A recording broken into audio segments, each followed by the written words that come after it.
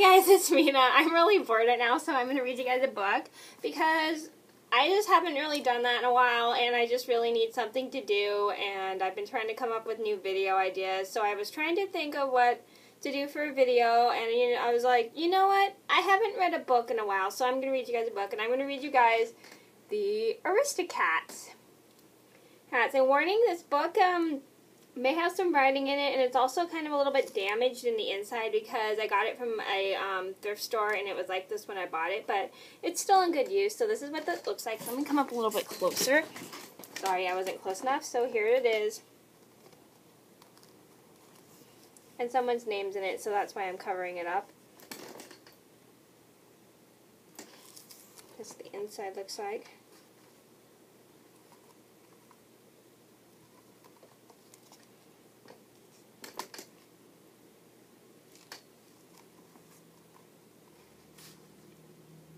Marie, you are going to be as beautiful as your mother, said Madame. Isn't she, Duchess? Duchess smiled. She and her 3 kittens lived with Madame in a beautiful house in Paris. The cats loved Madame as she loved them. Oh, speaking of which, if you guys are interested in my AristoCats review and my other 2 videos of me reading the AristoCats, those will be both linked down below. Sorry, I forgot to say that.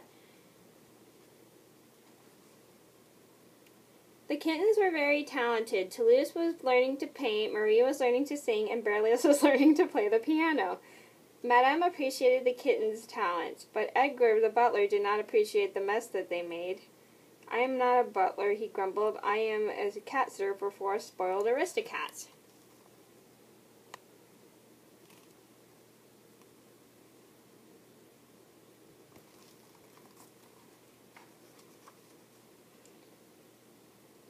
One day, Madame's lawyer stopped by for a visit.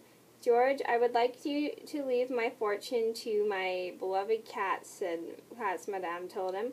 I'm sure Edgar will be glad to take care of them when I am gone. Edgar heard everything Madame said, but he was not glad at all. Those cats must go, he muttered. That night, the greedy butler put sleeping pills in the cat's cream. A slip of the hand, and it's off to dreamland, he chuckled. The pills went plop-plop into the pot. I'll take them far away, then Madame will leave her fortune to me.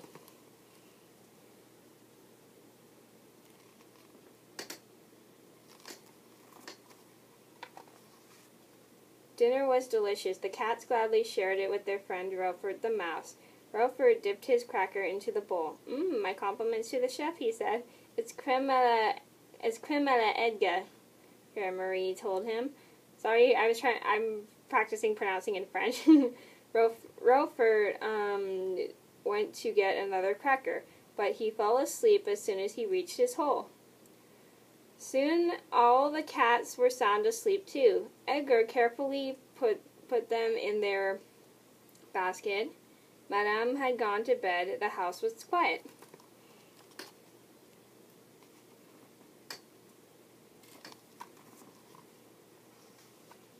Edgar drove the cats far away from the city. The cats will never find their way back to Paris, the butler said to himself. Edgar's noisy motorcycle rumbled along the road, but Duchess and her kittens didn't wake up. Suddenly, a motorcycle hit a large bump in the road. Edgar's hat flew off his head. The basket was full of sleeping cats bounced out of the sidecar. It landed under the bridge, but Edgar didn't stop. Instead, he hurried back to the city.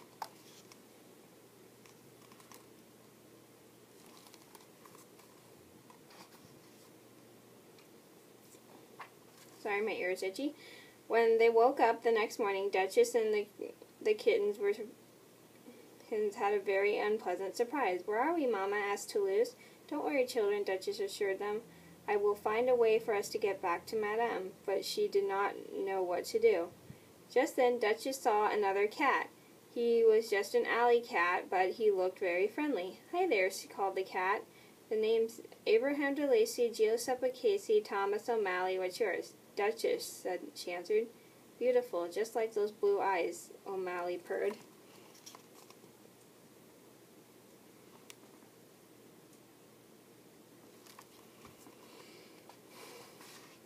Duchess blushed. Would you tell us how to get back to the city? Tell you, fair lady, replied O'Malley. Why, I'll take you there on my magic carpet. Hooray, cheered the kittens. One magic carpet coming up, O'Malley shouted. He pointed to a milk truck rattling down the road.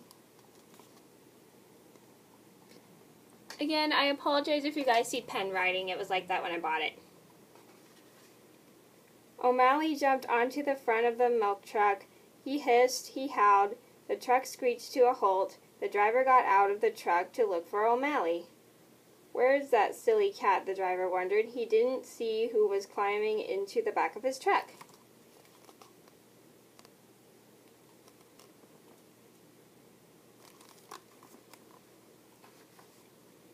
O'Malley's magic carpet had plenty of milk. Duchess and the kittens enjoyed their breakfast, but soon the driver noticed his passengers. Jump, cried O'Malley. The cats jumped out of the truck. Don't worry, he told Duchess. I'll make sure you get back home.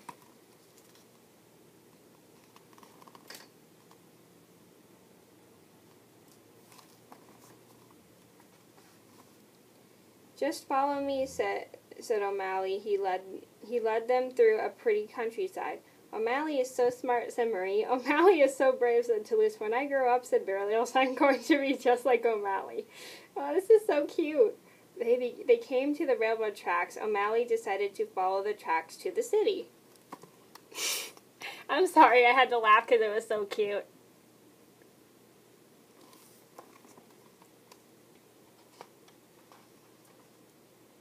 As they walked across the railroad bridge, the kittens pretended to be a train. Choo-choo, choo-choo, hummed Marie. Clickety-clack, buzzed Berlioz.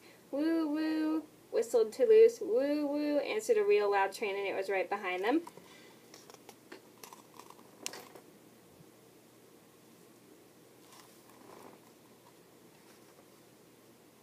Don't panic, shouted O'Malley. Everyone got under the tracks just in time.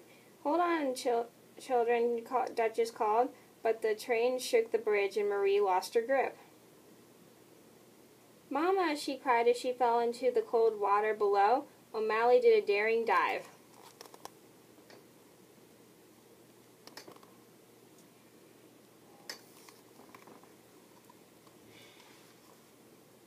And quickly pulled Marie out of the water. Thank you, Thomas, said Duchess gratefully. You have saved my daughter's life. Back in Paris, the newspapers confirmed that cats had been catnapped. Roufort was looking for clues. He was talking to Frou-Frou the horse when Edgar appeared. The butler seemed upset. My hat, he cried. If they find it, they'll know I'm the catnapper. Now Roufort knew the truth. But where are his friends?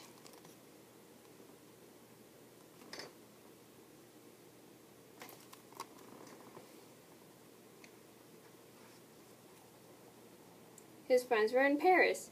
We can stay in my penthouse pad for the night, O'Malley said. He led them up the rooftops. Wow, this is great, exclaimed Toulouse.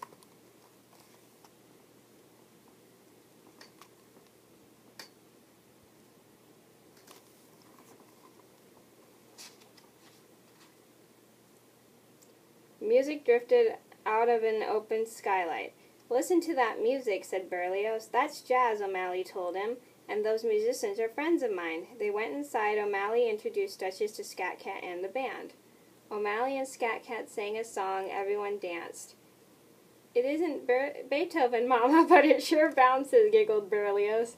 Let's swing it, Thomas, laughed Duchess. They had lots of fun.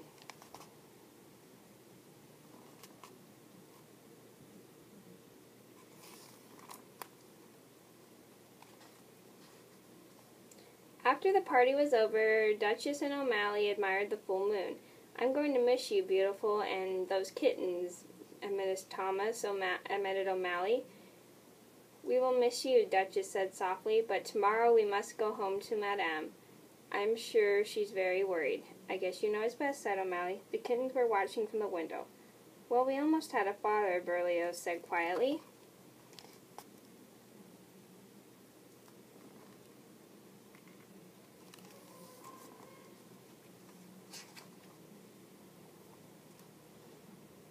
When Edgar opened the door the next morning, he got the shock of his life.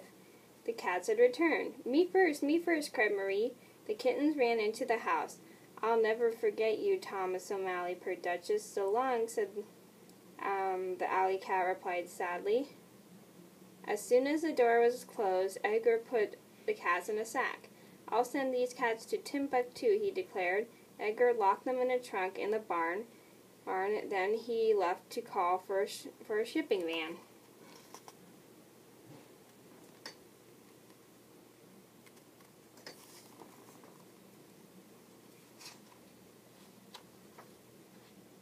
Luckily, Rover had seen everything. The brave mouse ran for help. He found O'Malley first. O'Malley told the mouse to get Scat Cat and his band to help.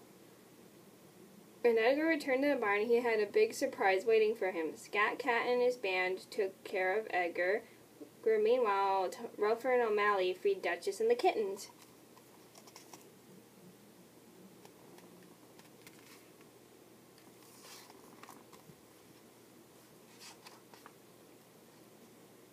Duchess and the kittens quickly jumped out of the trunk. Then Frou-Frou pushed Edgar in. After thanking their friends, Duchess and the kittens had a happy reunion with Madame. O'Malley went along. Since Duchess seemed fond of O'Malley, Madame invited him to stay. The shipping van came. Edgar was driven off to the Timbuktu. Madame never saw him again. She told her lawyer to change the will. Very well, said George. Scratch one butler. And a few more strokes of a pen, O'Malley was added to the will.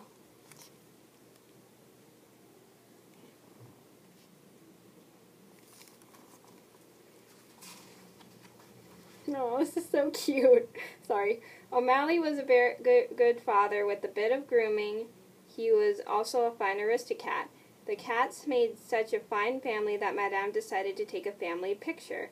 You know, Madame said, if Edgar only known about the will, I'm sure he never would have left. Especially since I've decided to open my home to all the alley cats of Paris. Duchess and O'Malley just smiled.